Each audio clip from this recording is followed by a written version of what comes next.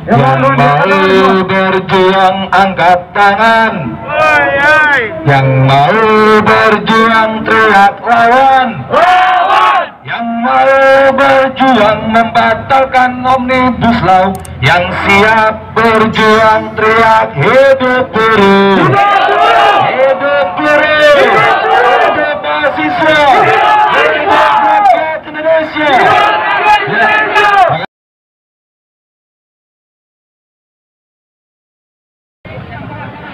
Hari ini kaum buruh bersama dengan rekan-rekan mahasiswa serta ada perwakilan elemen lainnya, kita bersepakat untuk turun bersama-sama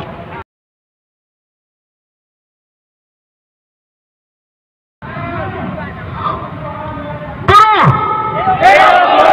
mahasiswa, Omnibus Law, cabut.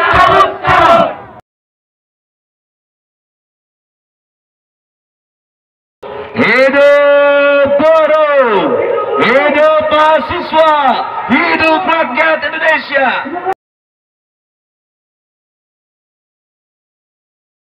Kalau kita bicara perlindungan buruh, itu berarti perlindungan masyarakat. Karena kan tidak hanya buruh yang bekerja saja yang akan mendapatkan upah. Anak-anak buruh, anak-anak masyarakat, anak-anak rakyat yang sudah lulus sekolah, SMA, D3 atau S1, yang masuk pasar kerja, kan akan mengalami penurunan upah. Ingat, ini berpengaruh juga kepada rakyat, masyarakat, yang anak-anak kita sekarang sedang sekolah, dan nanti 2022 akan memasuki pasar kerja. Pertemuan silaturahmi dengan kawan-kawan gerakan mahasiswa, terutama dengan Badan Eksekutif Mahasiswa Seluruh Indonesia atau BEM seluruh Indonesia, sudah beberapa kali dilakukan oleh KSPI, dan mereka bertandang kawan-kawan mahasiswa bertandang ke kantor KSPI. Di sana mereka menyatakan agenda tema yang sama, menolak Omnibus Law Undang-Undang Cipta Kerja nomor 11 tahun 2020, karena mereka sadar, kawan-kawan mahasiswa sadar benar, tidak semua mereka kalau lulus kuliah akan menjadi pengusaha atau wira swasta. Menurut beberapa teori atau data-data yang tersaji, hanya 2% data yang kami miliki, sampai 5% dari angkatan kerja itu yang menjadi wira swasta atau pengusaha. Artinya 98 hingga 95% angkatan kerja itu pasti buruh, baik white collar, buruh berkerah putih, dan blue collar, berkerah biru. Para mahasiswa ini menyatakan sadar betul, dari piramida angkatan kerja itu mereka berada di paling besar menjadi buruh. Dan mereka adalah yang akan terdampak ketika implementasi Undang-Undang Omnibus Law. Klaster ketenaga kerja ini diberlakukan ketika mereka lulus kuliah. Kita juga nggak mau dunia usia lanjut. Kita nggak mau investasi berantakan. Kita nggak mau pertumbuhan ekonomi turun akibat investasi yang masuk terbatas dan konsumsi menurun. Kita ingin ada peningkatan pertumbuhan ekonomi bersama pemerintahan Bapak Jokowi. Yang juga ada rasa keadilan itu terusik. Downgrade terhadap kesejahteraan. Tidak ada perlindungan dalam income security, job security, dan social security. Itu soal. Dan mahasiswa sepakat. Kita akan terus-menerus membawa satu isu ini sampai kita menang, mendapatkan rasa keadilan dan keseimbangan antara kepentingan pengusaha dan kepentingan buruh. Aku dari Universitas Andalas, Padang.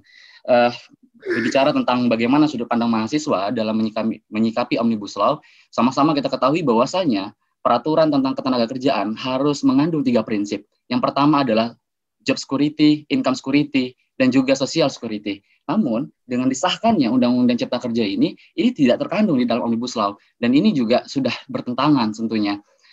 Bahkan dengan disahkannya Undang-Undang Omnibus Law, hal ini membuka pintu bagi perusahaan untuk bisa merekrut tenaga kerja secara outsourcing atau pekerja kontrak seperti itu.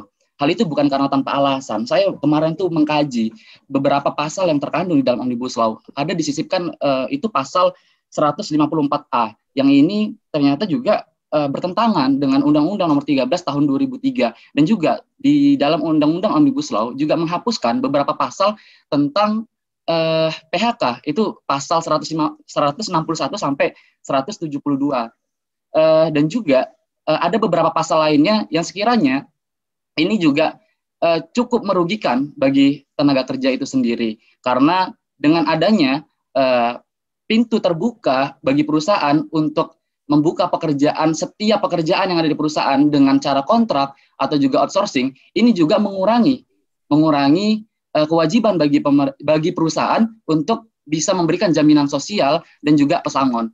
Dan sangat lucunya lagi, kemarin saya baca beberapa kajian-kajian dan temuan-temuan yang saya temui, yang seharusnya di dalam Undang-Undang Nomor 13 Tahun 2003, bahwasanya pesangon itu tadinya harusnya dibayarkan 32 kali upah kayak gitu kan. Namun dengan Undang-Undang Omnibus Law ini hanya 19.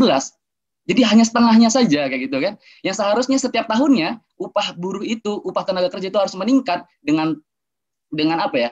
Dengan tantangan zaman, ini malah dengan hadirnya Omnibus Law ini malah dipotong dengan banyak alasan hanya 7% perusahaan yang mampu untuk membayarkan pesangon dengan jumlah 32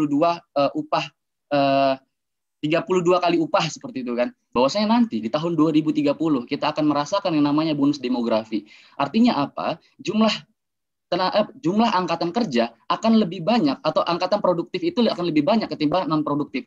Artinya ini bakal banyak penduduk yang harusnya mempunyai lapangan pekerjaan. Namun walaupun seandainya Omnibus Law ini membuka sebuah lapangan pekerjaan bagi rakyat Indonesia, namun dengan beberapa catatan-catatan yang tadi, hal ini dianggap tidak memberikan sebuah posisi atau upah yang layak bagi masyarakat. Itu buat apa? Karena ini juga bertentangan dengan Undang-Undang Dasar pasal 27 dari BMC. Tentu ini sangat dirugikan.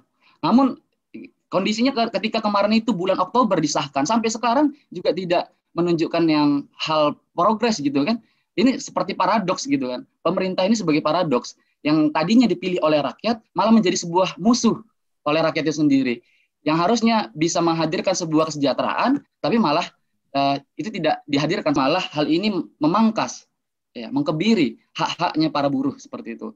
Dan ini menjadi sebuah kekhawatiran bagi kita. Walaupun nantinya ternyata Omnibus Law ini memang membuka investasi dan menyerap tenaga kerja, namun tidak menghadirkan kesejahteraan, buat apa gitu kan? Artinya di sini sudah ada orang-orang yang dikhianati, khususnya rakyat Indonesia dan mahasiswa tentunya sebagai angkatan kerja di masa yang akan datang seperti itu.